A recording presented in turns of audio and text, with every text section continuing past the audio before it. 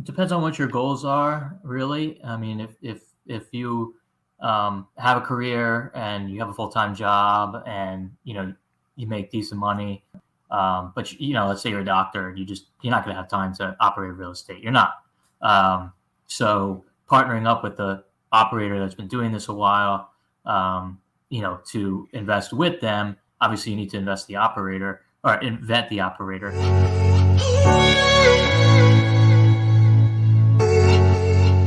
All right. Welcome to Real Estate Hustlers Podcast. I'm your host, Josh Appleman, founder and CEO of Appleman Properties. Today we have Anthony. Anthony, you're going to have to tell me your last name here. Why don't you try? At least try. Is it Scandariato? Come on. Close enough. It's a good one, Close man. enough. Yeah. Scandariato. You're not the only one, so don't feel bad. Oh, man, that's good, though. Anthony's the owner of Red Knight Properties. He manages $150 million of assets under management, over 1,000 units in 6 states, with a record of all over a dozen properties, 12 properties, full cycle deals. Red Knight ensures steady cash flow and equity growth. Anthony, truly appreciate you coming with us today. If you could, let the listeners know a little bit more about yourself. Yeah, no, thanks so much for having me, Josh. Looking forward to this conversation. So as Josh said, I'm one of the co-founders of Red Knight Properties. We're a boutique, middle market, mixed use, and multifamily investment company, as well as property management. And I think we're going to talk about that on this show for the most part. But essentially vertically integrated. We are acquiring typically $5 to $20 million in deal size. And, typically we're acquiring from, long-term owners, or, there's an opportunity to buy a distressed asset. As Josh mentioned, we're in 6 different states right now. I'm based outside of New Jersey. For context, I'm about, 40 minutes west of Midtown Manhattan. So we have assets up and down the East Coast. So here in Jersey, Pennsylvania, New York State, Florida, Alabama, and Ohio. So Ohio's the only one that's kind of Midwest. We have give or take 1,000 units in our portfolio. I've been in the business since 2015. And before I started my firm, I used to work for another real estate operator, a very similar model. They were acquiring and repositioning value add Class A multi-tenant office buildings up and down the East Coast in very similar markets that we're acquiring now.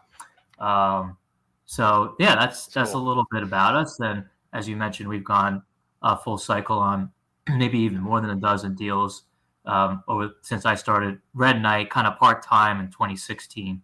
We're recording this at the end of 2023. So been doing this a little bit, quite a while. And we're excited for 2024. Obviously, a lot of challenges in the market right now, but if you can withstand them, you're going to be in a position to come out of this stronger. Yeah, I think that right now is what we've all been waiting for in a sense too. There's always going to be the doom and gloom on the horizon, but it's just being able to shift and pivot and make opportunities happen. And I'm glad you went back to how you got started with where you're at right now. So you were with another operator, but a different asset class. That was offices, correct? Correct. That was a Class A suburban, infill, and some CBD office in the Sunbelt states for the most part, and also, on the East Coast where I am, Northeast. Yeah, and having a firsthand experience on the operations of property management, I think that's what truly makes a real estate firm successful.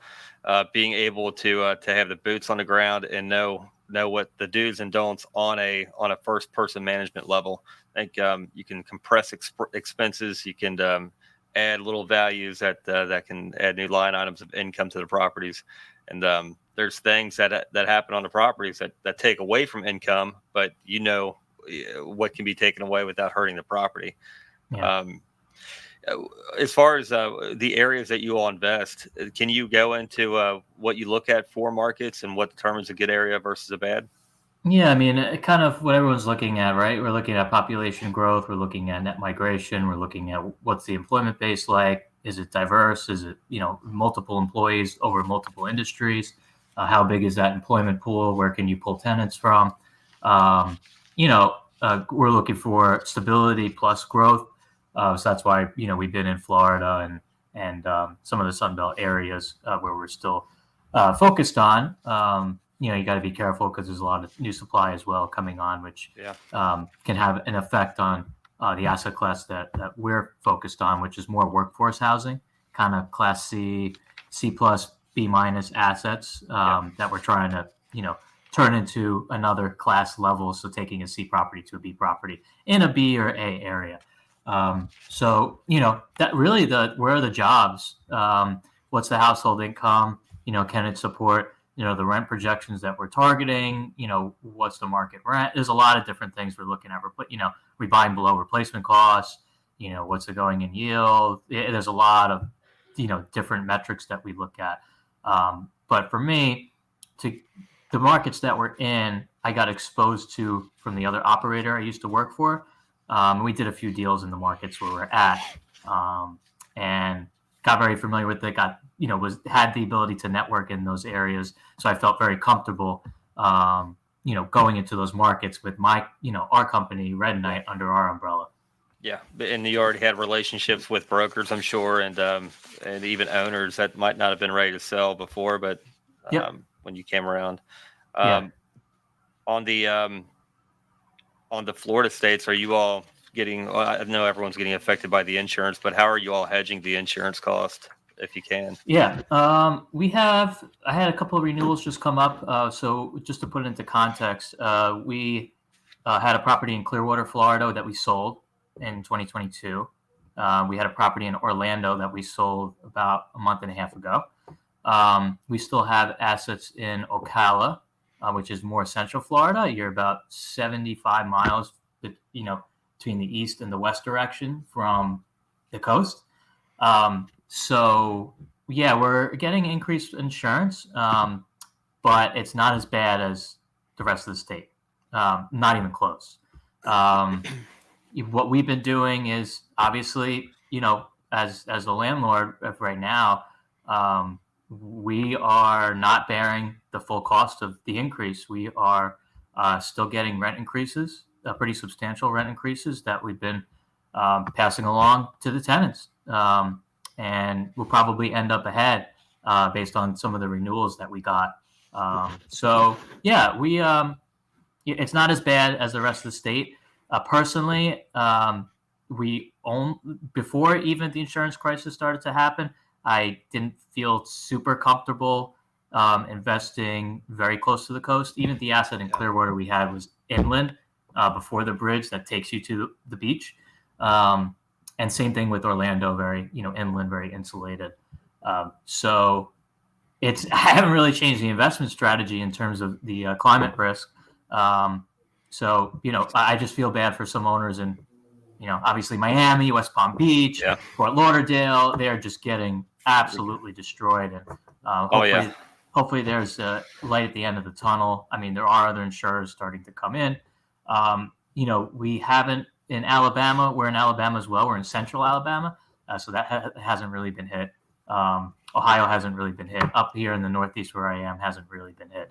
But yeah, Florida is pretty substantial, but we are getting ahead of it. We got way ahead of it in terms of our renewals even coming up because we knew this was going to happen. So we started increasing rents even more just to kind of cover that. It's huge. Hopefully there's some light at the end of the tunnel. Hurricane season in Florida is basically the end of November, and it's been pretty good right now in terms of, claims being submitted or not submitted. So hopefully, knock on wood, we have another month of, not a lot of client claims being submitted, and things will start to open up again. But this is not sustainable long term. So I was asking if there was a strategy. We're looking at a larger property in the New Orleans area, and the insurance cost is making the deal not make any sense. If we can get that cost down, then it could be a home run. But that's the tough part is the insurance cost in a lot of different areas, including Texas too, right now. And different operators have different strategies that can be implemented. Just what are they and how can you implement them? What are some property management tactics that you all use? Because property management is essentially asset management. We've got different layers, but being a first person role, it's you've got your finger on the pulse. What are some things that you use to gauge the property's performance on a monthly basis? Yeah, I mean, we're looking on a monthly basis. How's our occupancy? How's our collections? Where are we at relative to our business plan in terms of what was the previous rental rates and our market rates, and how did they fare to our initial projections? How's our cash flow looking? There's a lot of different, how many evictions do we have? So we pull a monthly report. We have assets. We have syndications, so we have groups of investors partnering with us on deals, usually individual investors. So we do provide high-level reports at the end of every single month to our group. We have assets internally, so it's essentially the same. We do it for our internal assets and then our assets with our investors. But we're looking at retention rates as well. We're looking at how much capex did we have to spend on this light turnover versus a full turnover. There's lots of different things that we're looking at the end of every single month. I mean, it really depends. Most importantly, we're looking at our net cash position. How much cash do we generate in the bank at the end of the month? What's basically our net income after paying the mortgage and all the capex and taxes, insurance, pretty much everything. Yeah, it's very alluring to have third-party property management on site. What are some reasons why you all like to manage your own properties? I guess, did you all start out managing your own properties, or did you pivot? Yeah, so we started out buying assets between me and my partner in New Jersey, very close to where we both live. So we bought about 70 units together. This was between, I think it was 2018, 2019, give or take, or even 2017. So we bought assets together. I was still working full time, so he kind of managed that while I was working, but still was able to help.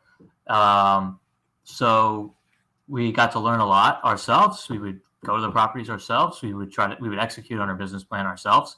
So we got to learn a lot. So it made hiring people underneath us, once we got to a certain unit count, which is around 225, to start hiring a maintenance technician and kind of someone who oversees property management, leasing agents in each location.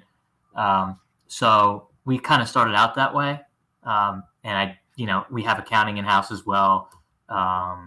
It's at least for bookkeeping. So we've looked at third party management. We, in my opinion, probably would not have successful exits and successful deals or successful operations if we third party manage, because they're just not going to do it the same way we want it. Yeah. And we started out on our end with third party property management, and we were forced to pivot just because of that, not being able to execute on a business plan like we would, communication breakdown, just nonsense you deal with. I mean, we're dealing with enough nonsense on a daily basis. It's just adding to the complexity. What are some learning lessons that you've had along the way? 1,000 units, as you've had some opportunities, I'm sure. Yeah, I mean, we would have had more, but we sold a lot past couple of years. We're probably around 800 right now. I just rounded up. So yeah, I mean, there's a lot of lessons learned, mostly from the management side, I would say. We're fortunate on the debt side to have kind of locked in some longer term notes. So, I kind of learned that from just being in the industry, not to do short. We had some short term stuff that we got out of, which was very fortunate, and did well. But for the most part, it's the hiring and the firing of having the right people in place from the start is key, and it might not always be perfect from the start. We've had to switch personnel at different locations, multiple times. But for the most part, our retention is pretty good. Lessons learned: if you can kind of keep your good employees, especially on the maintenance side, motivated, and even leasing too, if you can keep them as you grow your portfolio in different locations and kind of leverage them, which is what we actually are doing now. I'll just give you an example. We have property in Orlando that we sold that I mentioned to you not too long ago. And then the maintenance guy there, it was 80 unit property. He turned every unit himself. We didn't hire anybody. Oh, wow. Nice. he's awesome. So we brought him up to our property in Ohio because we actually lost a maintenance guy. We lost a leasing person. So and it kind of all happened at the same time. So fortunately, we were able to convince him to relocate to Ohio, and he's there now. And he's been there since October 1st, and things turned around. Yeah. Like that. Insane. So we have a really good month this month as we're recording the end of October 23. But yeah, if you could keep your good personnel and motivate them and encourage them, if you are selling a property or you're refinancing or even from your cash flow, make sure if they're doing a good job, make sure you bonus them. Just keep them motivated. If they're signing leases, definitely pay them each lease you sign. Doesn't have to be anything crazy, but just keep your people motivated and try to, because that's going to make or break you. I mean, 2024 moving forward, in my opinion, is probably going to be the year of the operator, as opposed to a lot of financial engineering that was happening over the past couple of years. So if you have property management under control, you should come out of, what I think we're going into or already in a recession stronger. Yeah, definitely more pullback for sure. The in maintenance staff in general, that's your support team. That's your company leans on people in general. So having that alignment of interest where everyone benefits, if the property benefits, I think is huge. It pays bills. You come show up, take care of your family, and to do well. So for sure. And having those key people, the rocks and the organization, I mean, you can grow substantially around the right people. Those are the pillars. What are some things that you all do to add value to the properties? Yeah, like I said, we're usually buying from long-term owners who haven't really kept up with market rents, inflation. So quite honestly, the property is in pretty good shape to begin with. It's really operation-wise, obviously getting the rents relative to market, but we have some heavy CapEx projects as well that we've done. It's mostly exterior work, whether it's painting, adding amenity centers, outdoor furniture, dog parks, playgrounds, hardscaping, landscaping, interiors. It's mostly, kitchen, new paint. If you can get away with painting cabinets, you paint the cabinets, backsplashes, flooring. If there's carpet, we put LPV. So it's kind of like the classic value add. I mean, we've done some heavier stuff on the exterior. We always start with the exterior because that's gonna. You hit it, yeah. You don't want to pull up if you're buying 1978 asset. You don't want to drive up to 1978 and then walk into 2023. Yeah, and we bought from owners who have kind of done the opposite over time, exactly. Which I don't really understand. And they're like, oh, why am I struggling with occupancy? I'm like, well, the first impression, somebody pulls up and they just don't want to live here. So you hit it spot on. Yeah, so we always start with that and right away, and then we'll start, working the interiors, of course. There's obviously other ancillary incomes. We have some utility income. As long as the market supports it, utility income fees you can charge. If there's some sub-metering we can do, whether that's electric, gas, or water, we try to do that too to try to, drive up that NOI as much as we can for us. There's a lot of different things we could do. Try to, capture spreads on renters insurance if we require the tenants to get those. Add vending machines. There's many different things. Have you all heard of a company called Rhino? I know there's a couple other ones that are competing, but we're utilizing them at this point. I think they actually create a bond on the deposit. We use them. We've used them actually since they started. They're good. There's another one called Leap that we started to transition to, but they're all good, and that seems to be the standard. And quite honestly, kind of gives you as the owner more security, and your bookkeeper's not reconciling security deposits when they move out. It's a lot cleaner, and they do pay. And you can get rental insurance as well, and even you can multiple X the deposit to make sure everything's covered. So we're happy so far.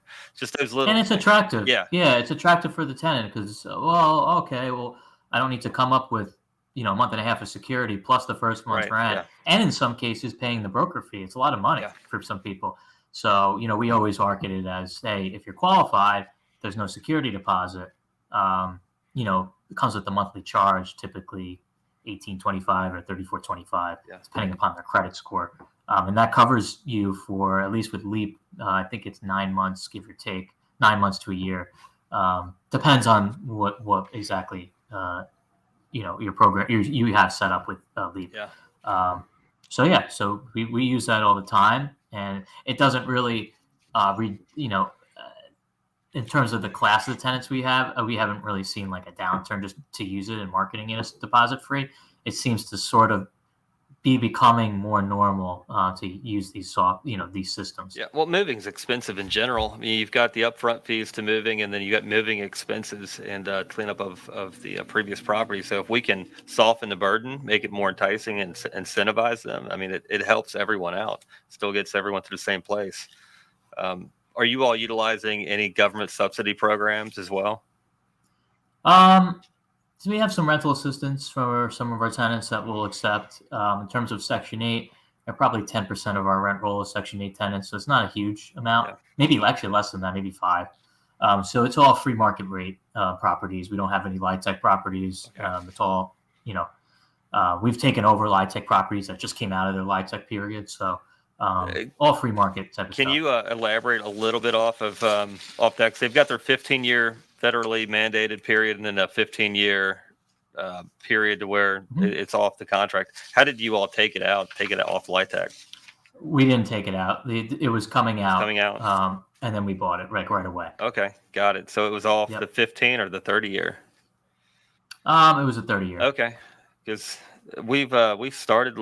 There's so much nuances and information you have to. I mean, you've got to be headstrong and make sure you're not entering into those government contracts and get yourself in a spot on LIHTC for sure. Yep, absolutely. We had our before we even bought it. We had our attorneys, we had our title company kind of make sure that we were in good shape before we, close on the deal. Yeah, for sure.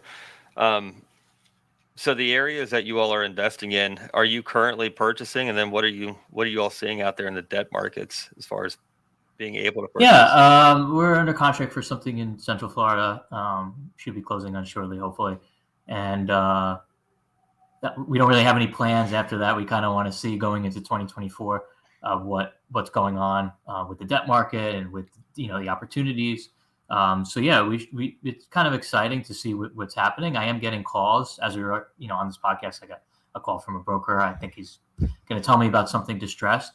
So yeah, some people who kind of got a little bit over leveraged, thought interest rates would never go down, bought properties at 3.5 caps and are barely getting them to a yield to cost of a 4 cap, and their debt's coming due. That's a problem. That's a big problem. And I'm seeing more of that, and some of these operators are going to take it on the chin. So, it's just how much of losses are the banks, willing to take, and same thing with the equity. So it'll be interesting to see what happens. With multifamily, it's not going to be as catastrophic as office and some other asset classes, that's for sure. But it's definitely interesting to us. But we really, again, I really like buying from long-term owners that just, we haven't really changed our strategy. Maybe we've changed, in my opinion, we're going to be higher for longer. I mean, that could change. Who the hell knows? So in terms of holding periods, maybe you got to hold them a little bit longer than what we've been used to. And you have to, explain that to your partnership group. And I'm, pretty much everybody's accredited in my group and understand what's going on in the economy. So make sure you communicate that if you're raising capital. Then it might take a little bit longer than what maybe they've been used to, over the past couple of years. And that's okay. So real estate's not like quick. You can really do some quick get out deals, but it's really more long term. Yeah, those are the anomalies for sure. So you all, if you do syndicate a deal, it's a deal by deal. It's not on a fund basis. That way the investors know what they're getting into. Got it. Cool. Yeah. As of now. Yeah. Yeah. All right. And what is your typical horizon? Is it 5 years, 3 years? Yeah, usually 5, 3 to 5. And if it's shorter, then great. And if we decide to sell or refinance and it makes sense, But we go into the expectation that it's 3 to 5, and obviously try to along the way, as long as it makes sense. If we are going to refi it, hopefully get most of your money out. Maybe half of it or a third of it, and hold it for a little bit, and then eventually sell. But we don't want to tie up capital for more than 5 years. But the debt we take on, usually 5 to 10 years fixed. Well, and it's still cash flowing, and investors can go drive by and check out what they've bought along the way too. It's not like the stock if they market, want. so it's Yeah. you can see it, be able to touch it. Very cool. Yep. For the ones wanting to get started in real estate, they're not really sure how. There's a limited partnership type LP, and there's GP. How would you recommend them find the path that they can go down? Yeah, it depends on what your goals are, really. I mean, if you have a career and you have a full-time job, and you make decent money, but let's say you're a doctor and you're not going to have time to operate real estate. You're not. So partnering up with the operator that's been doing this a while, to invest with them. Obviously, you need to invest the operator or invent the operator. And there's a lot of ways you can do that.